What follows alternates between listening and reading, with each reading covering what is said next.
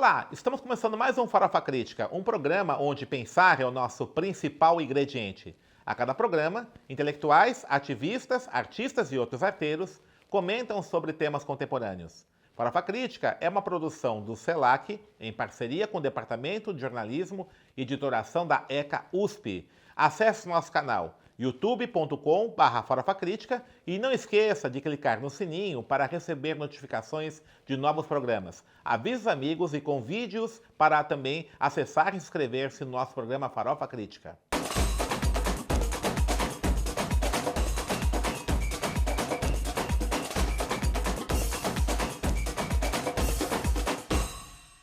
E o Farofa Crítica de hoje recebe Eva Santos, professora da Faculdade Integrada de Guarulhos e da Rede Municipal de Ensino. Eva Santos também é doutoranda em História pela Universidade de São Paulo e pesquisadora do LEMAD, Laboratório de Ensino e Material Didático aqui da Universidade de São Paulo.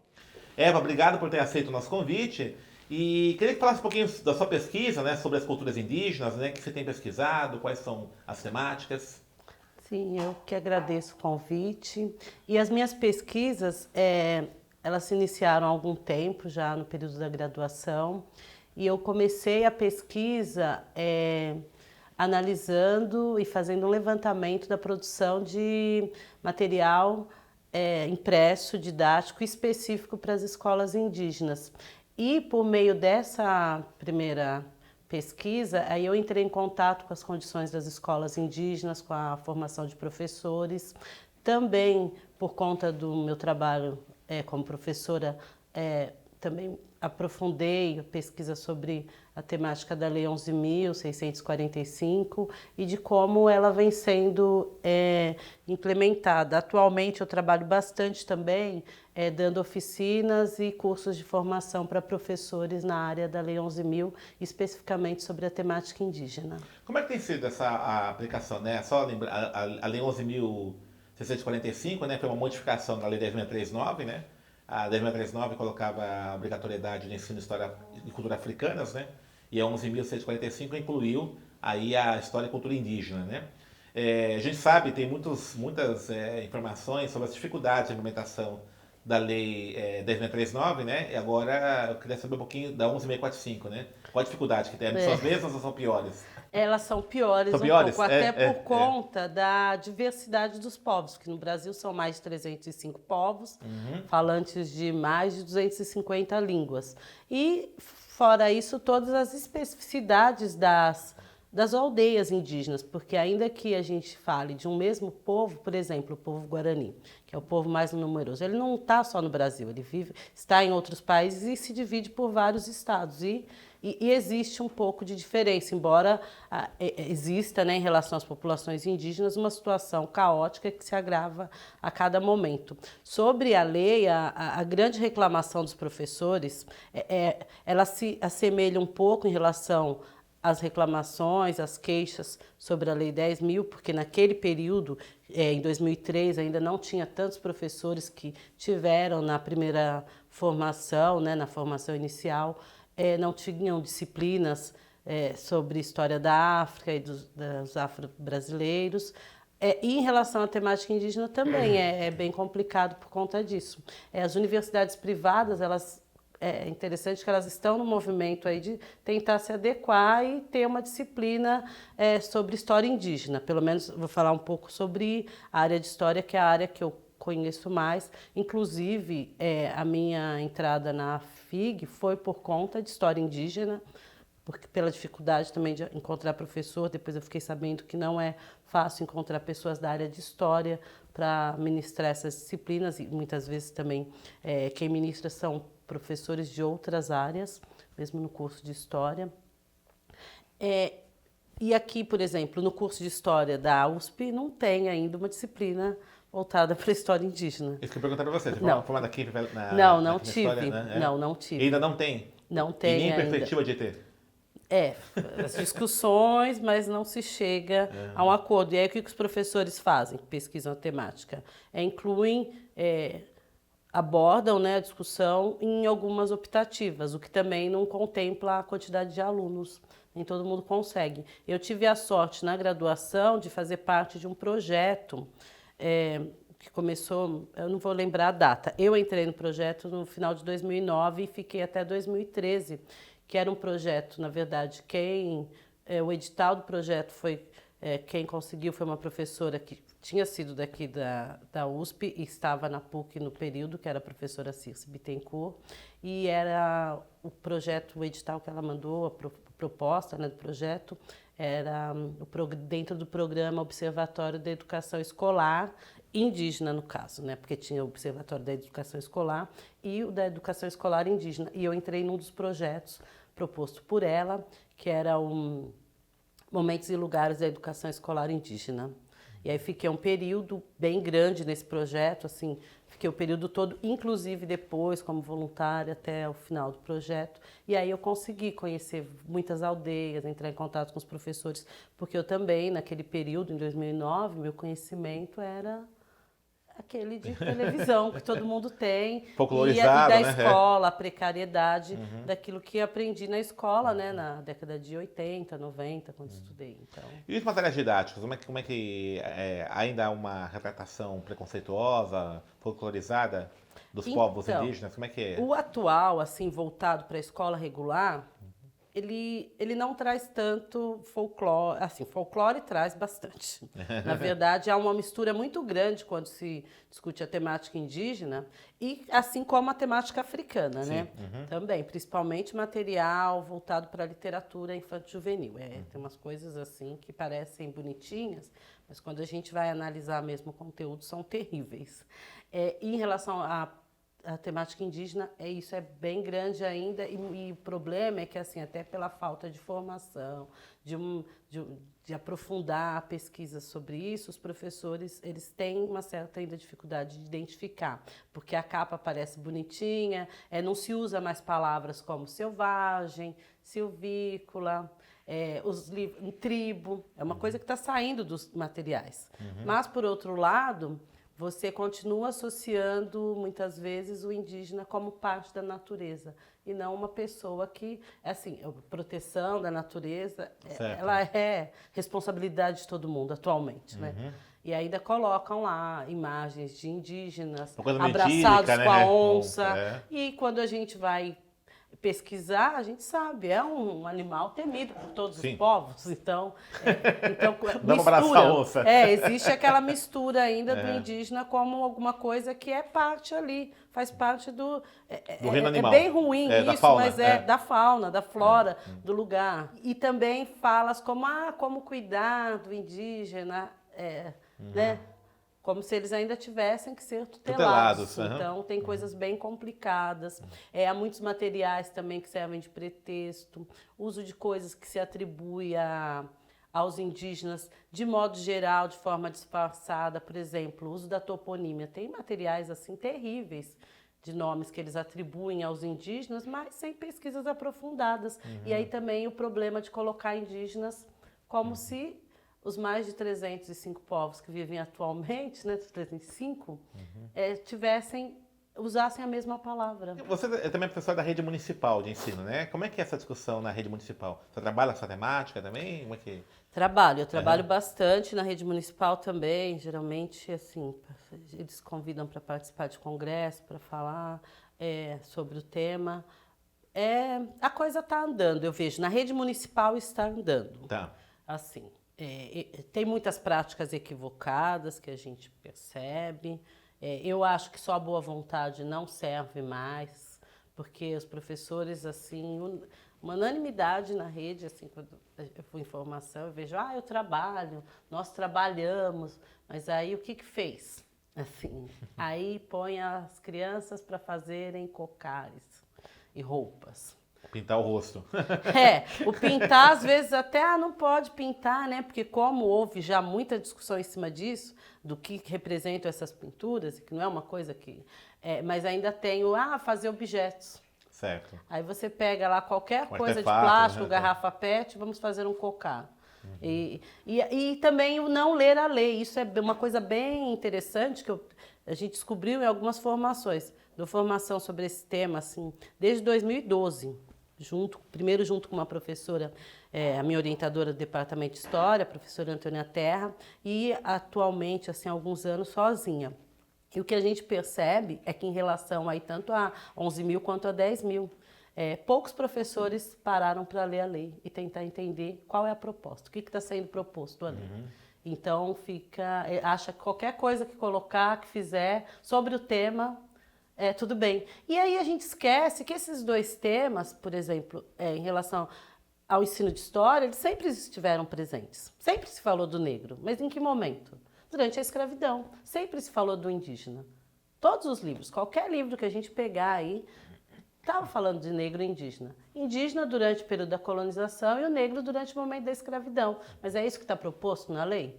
Como que eu vou valorizar a contribuição de um povo, vou destacar e ressaltar os saberes dessas populações, se eu continuar nisso? E às vezes os professores fazem coisas completamente equivocadas, sem discutir, sem questionar. Por exemplo, Lenda da Mandioca. É um clássico ainda nas escolas. Uma lenda horrorosa que fala que uma comunidade indígena acaba levando uma menina à morte, né?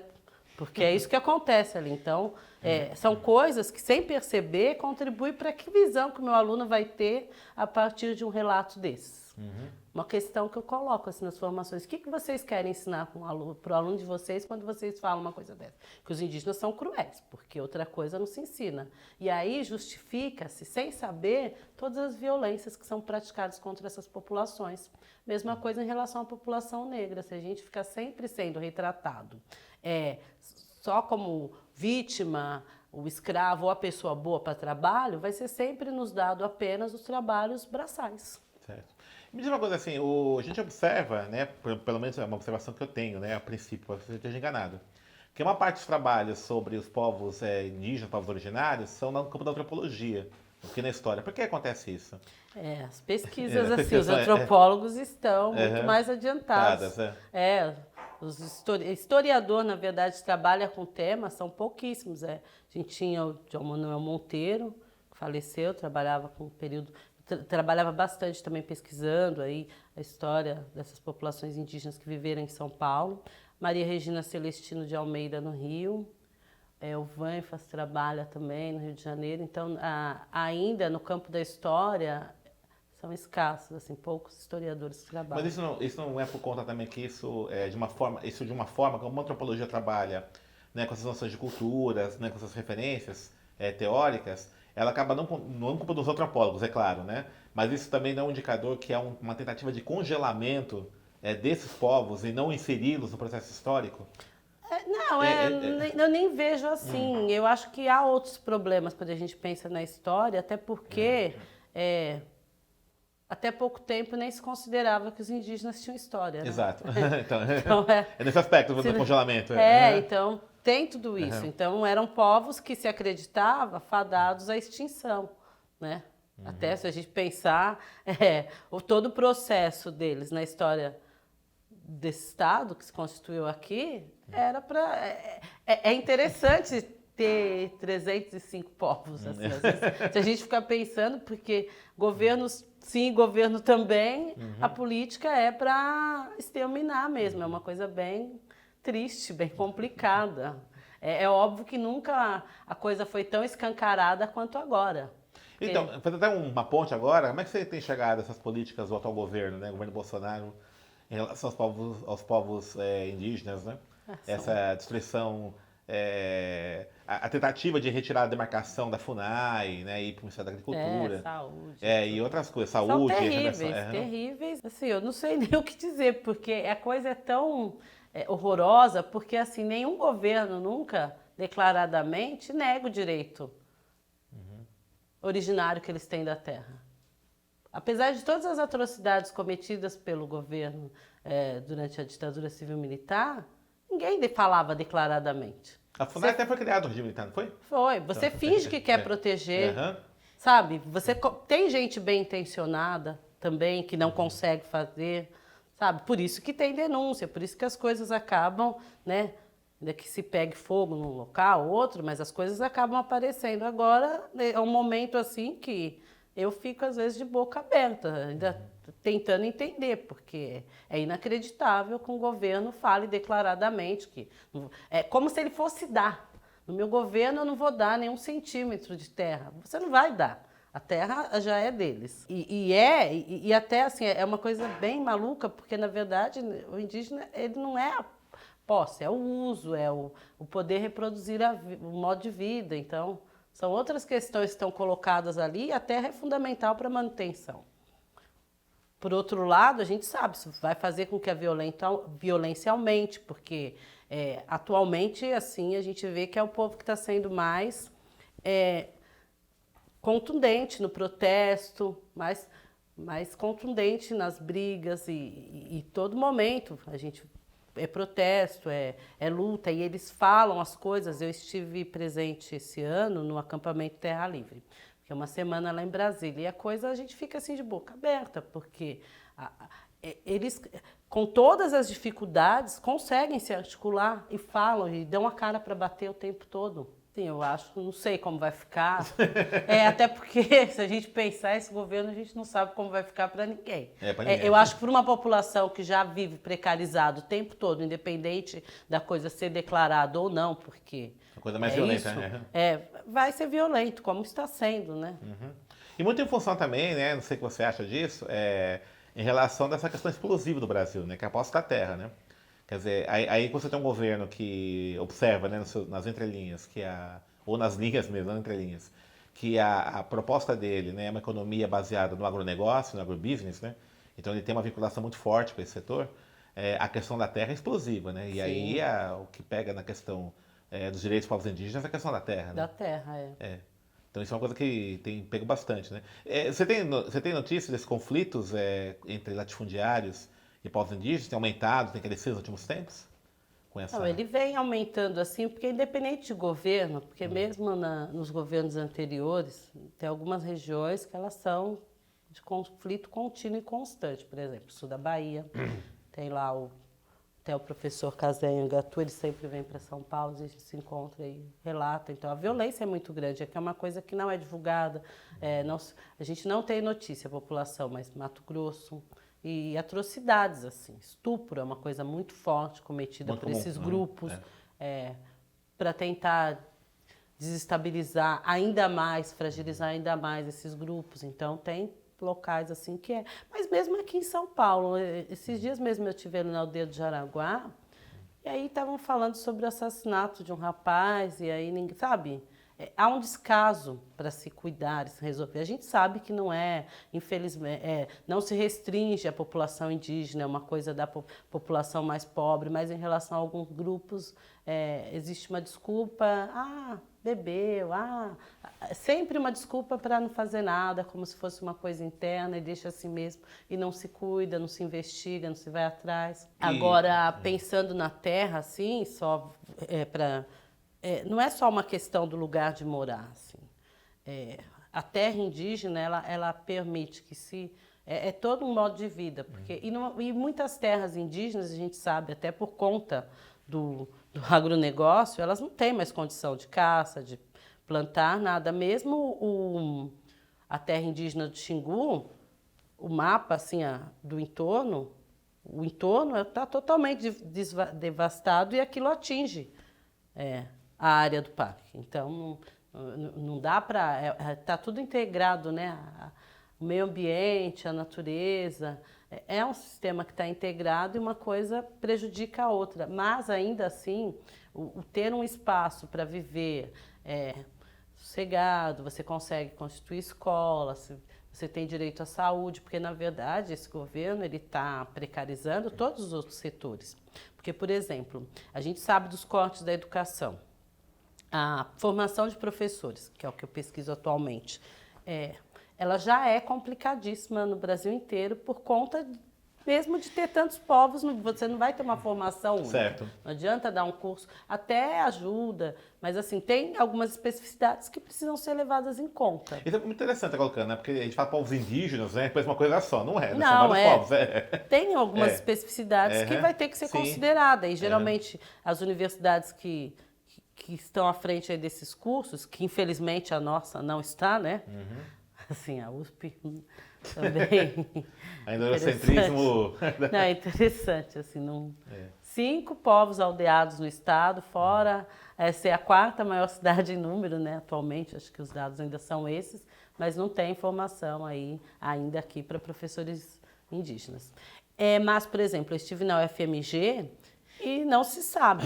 Ia chegar uma nova turma, porque uma estava completando o ciclo de formação para professores, né? Professores Criabá, Pataxó, sobretudo, Machacali, e não se sabe se vai continuar, por conta do corte de verba, porque geralmente alguns grupos são os mais atingidos. Quando é para ter o corte chega primeiro em algumas áreas que são mais...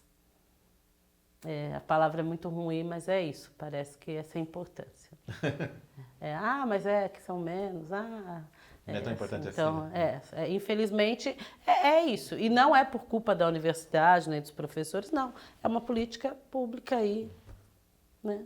Estamos terminando aqui nosso programa, né? E a gente, no final, você podia fazer um merchan do bem aí, né? Para um professor, por exemplo, que queira aperfeiçoar-se nessa temática, onde ele pode encontrar material? A LEMAD, por exemplo, oferece alguma coisa? Então, o LEMAD tem, Uhum. em acordo com algumas comunidades, fizeram material, alguns professores, pesquisadores aqui que participaram desse processo. A gente tem no site do LEMAD, é só digitar no Google LEMAD História USP. LEMAD História USP. D mudo. L-E-M-A-D-A-D mudo.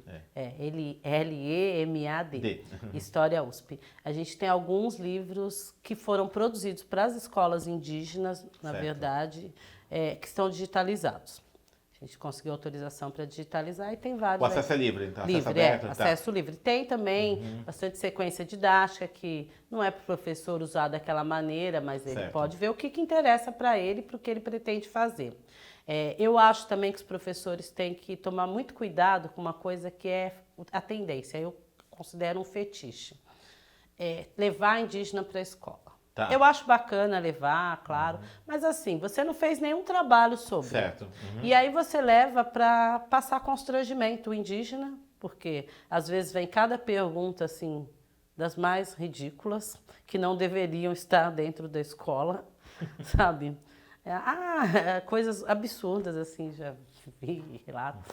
Então assim, eu acho que antes da gente levar alguém para a escola, porque eu acho que o indígena na escola é bacana, porque ele vai ajudar a sanar algumas coisas e falar daquele convívio dele, da comunidade dele mais próximo, fazer aquilo. Mas você tem que ter uma pesquisa antes, pelo menos de quais são os povos, porque muitas vezes também as escolas chamam e aí chega aquele indígena de um grupo tal, ele tem que dar conta de saber a história de todos os indígenas do Brasil inteiro, porque perguntas desse tipo. Então eu acho que infelizmente não adianta mais também ficar com a desculpa de que eu não tive formação, nós não tivemos formação. A gente tem que buscar informação. Quer trabalhar com o tema, tem que buscar informação. Assim, da mesma forma como, pensando na Lei 10.000, também da formação, tem gente... ele fala Áfricas. É um continente. E parou por aí, porque todas as outras falas, as práticas, o que vai elaborar, coloca tudo num conjunto. Então, assim, pega um povo só, pesquisa, fala para o aluno, olha, não temos condições de saber de todos os povos. Eu pesquiso esse tema há mais de 10 anos, assim, e eu não sei quase nada. Eu sei um pouquinho, muito pouquinho dos Guarani, que é o povo que eu tenho mais proximidade. Sei um pouquinho sobre educação escolar, sobre material. Agora estou aprendendo um pouquinho sobre formação, mas também sem a menor pretensão de dar conta de tudo, porque é muita coisa, é muito difícil. Enfim, vestir é a sandália da humildade, né? E aprender. Obrigado, lindinha. Valeu, parabéns aí pelo seu trabalho, ótimo, né? Acho que vamos ver se a gente... E uma coisa importante, né, que a 11.645 é a LDB, né? Só esquece disso, ela altera a LDB, né? Também. Então não cumpri-la, você não está cumprindo a lei maior aí da educação brasileira, né? E eu acho que então, a grande forma para a gente garantir que essas populações no futuro sejam de fato respeitadas como são sujeitos de direito. A gente pode esquecer isso. Fundamental. Obrigado, Eva. Valeu. Então, encerrando mais um Farofa Crítica, acesse o nosso canal youtube.com/farofacrítica, inscreva-se e acesse e clique no sininho, melhor dizendo, para poder receber notificações de novos programas. E para encerrar esse programa, que teve a presença aqui da professora Eva Santos, uma frase de Orlando Vilas Boas. Os povos indígenas deram uma terra para os brancos construírem uma nação. Essa dívida ainda não foi paga.